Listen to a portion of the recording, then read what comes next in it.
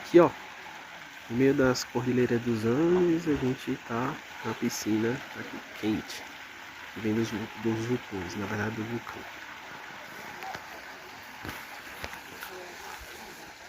Que é água quente, bem quente, 50 graus, e assim ela vai ficando mais fria.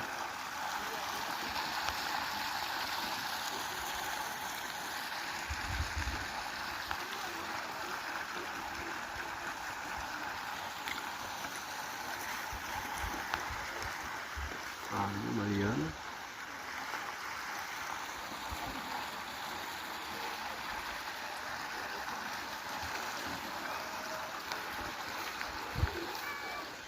Cai.